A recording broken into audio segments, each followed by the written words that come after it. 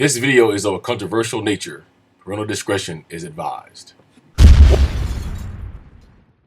What's up, everybody? Alright, so this is not like my usual videos. I usually don't do videos on these kind of things, but I think that this one is of importance. So before I begin, let me just say that this is probably of a controversial nature, and it is something that maybe you should not watch if you are underneath the age of 18, unless you're watching this with your parents. So as you may or may not already have heard, that there is a new bill being passed in California called the Male Genital Mutilation Bill.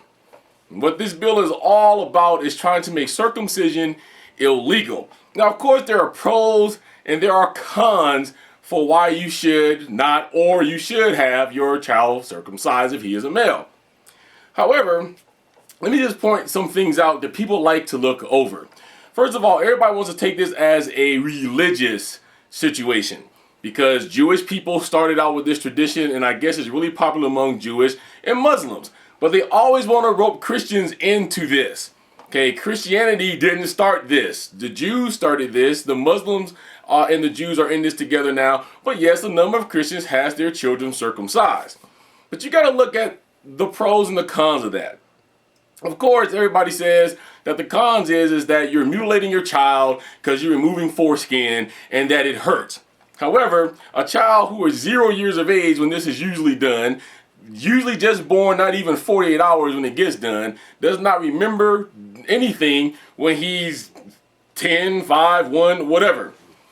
Everybody says it has nothing to do with health. I can tell you this from firsthand experience. I have someone in my family that at age 45 had to have a circumcision because of the fact that his foreskin was cracking from infection.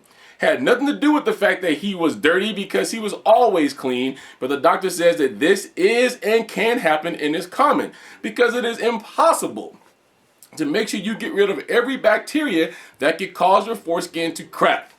Sure, you're supposed to clean yourself after you use the restrooms and do other certain activities, but the thing of the matter is no matter how clean you are, does not stop it from getting infected. So you imagine having a circumcision at 45 years old. The pain that you go through, what you really do feel, versus if you had it done, or your parents had it done for you when you are a young child. The other issue is STDs. Now, some people say it's hogwash that you won't get, that you have a better chance of getting an STD if you are you're circumcised versus uncircumcised. I can tell you that there are some studies that says that you do have a lesser chance of catching the STD if you are uncircumcised versus people who are circumcised. Yes, you should always practice safe sex. If you're doing that kind of thing, you should always be wrapping yourself up, but there's people who do not. But because of the bacteria that can continuously be carried on the foreskin, they say that it is more likely that you will catch an STD if you are uncircumcised. Is it right to call this male genital mutilation? What is mutilation? Mutilation is the destroying, the ripping, the tearing up of something. Okay, you're not tearing up anything. You're removing some skin from the head of your son's penis that people say will cause him less problems in the future, and some people say will not.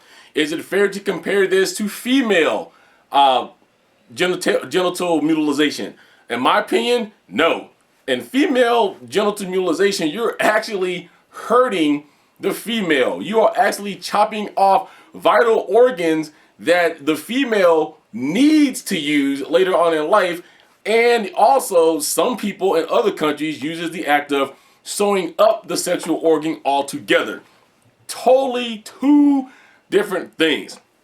I guess in closing, the bottom line is, do we all feel like that the government has the right to tell us that we can or cannot have our child circumcised, whether or not you believe in it or you do not? Because by giving the government the right to say that you cannot have your child circumcised now, it's going to open us up to a whole bunch of other things in the future. As ridiculous as it sounds, what if they came up with a law that said it is illegal to have your sons or your daughter's ears pierced until they're the age of 18? Now, I know that may sound ridiculous, but it can happen. When I had my daughter's ear pierced, my wife did. Of course, as the dad, you're always the one that's carried in to be Ivan the torturer. So you're the one that's charged with holding the child down. Now, I was in the middle of a crowded mall where there's police walking around everywhere, there's security guards, and it's legal for me to have my child's ears pierced.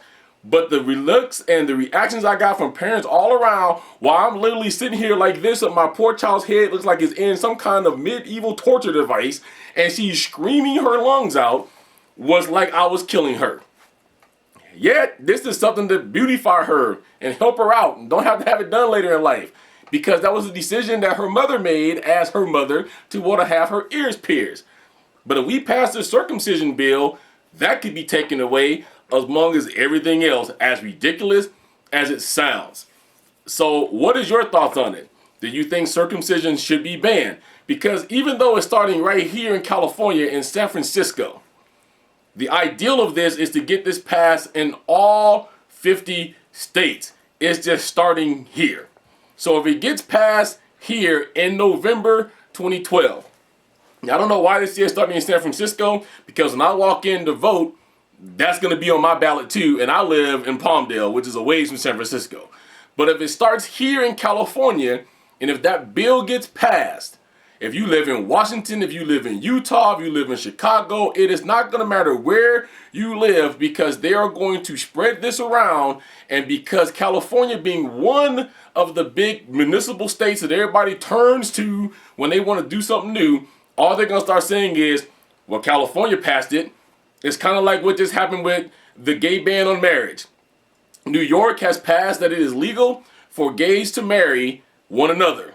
Well, guess what? New York is a big old city. What was the number one thing you heard on the news? New York passed it. Is California next? So you have to kind of look at how they go. One big city does something, the next big city falls in line, and then the next biggest city falls in line after that, and then it just trickles all the way down until they finally hit the 40 or all 50 states. So you're not safe. So let me know what you think down below. Are you for circumcision? Are you against it? Why or why not? Otherwise, you know how to reach me, CinaCinasCorner.com, website CinasCorner.com. Also, you can reach me on Facebook, Facebook.com/Cinas Corner 1101, and on Twitter, Cina5401.